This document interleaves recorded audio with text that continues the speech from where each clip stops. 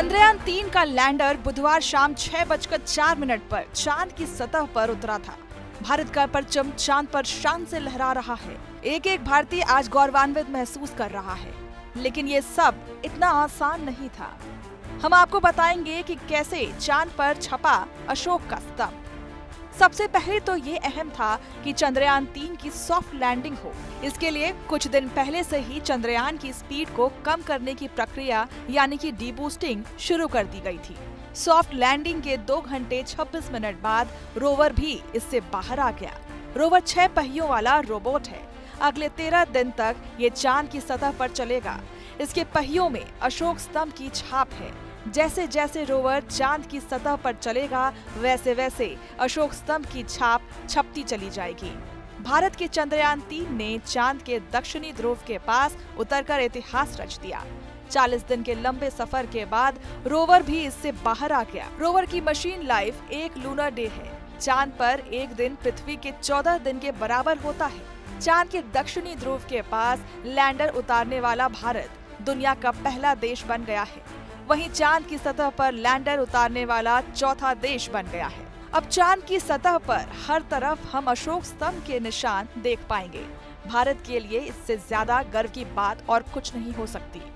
इससे पहले सितंबर 2019 में भी इसरो ने चंद्रयान-2 को चांद के दक्षिणी ध्रुव के पास उतारने की कोशिश की थी, लेकिन तब हार्ड लैंडिंग हो गई थी। अब आप ये भी जान लीजिए कि अब अगले 13 दिन तक प्रज्ञान रोवर क्या काम करेगा। प्रज्ञान रोवर पर 2 पेलोड्स लगे हैं। पहला है लेजर इंड्यूस्ड ब्रेकडाउन स्पेक्ट्रोस्कोप यानी कि LIBS।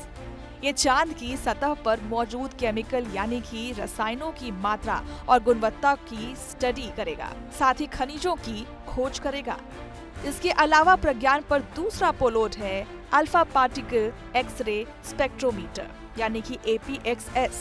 ये एलिमेंट कंपोजिशन की स्टडी करेगा, जैसे कि magnesium, aluminium, silicon, potassium, calcium, tin और लोहा। इसकी खोज लैंडिंग साइट के आसपास चांद की सतह पर की जाएगी। अब आप ये भी जान लीजिए कि पिछले मिशन से हमें क्या मिला। इसरो ने साल 2008 में अपना पहला मून मिशन चंद्रयान-1 लॉन्च किया था। इसमें सिर्फ ऑर्बिटर था जिसने 312 दिन तक चांद का चक्कर लगाया था। चंद्रयान-1 दुनिया का पहला मून मिशन था जिसने चांद में पानी की मौजूदगी के सबूत दिए थे। इसके बाद 2019 में चंद्रयान-2 लॉन्च किया गया था। इसमें ऑर्बिटर के साथ लैंडर और रोवर भी भेजे गए। हालांकि ये मिशन ना तो पूरी तरह से सफल हुआ था और ना ही फेल। चांद की सतह पर लैंड करने से पहले ही विक्रम लैंडर टकरा गया था और इसकी क्रैश लैंडिंग हुई थी।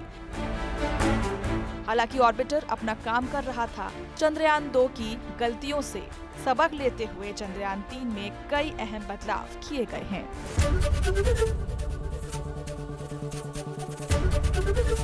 ABP गंगा, खबर आपकी, जुबान आपकी।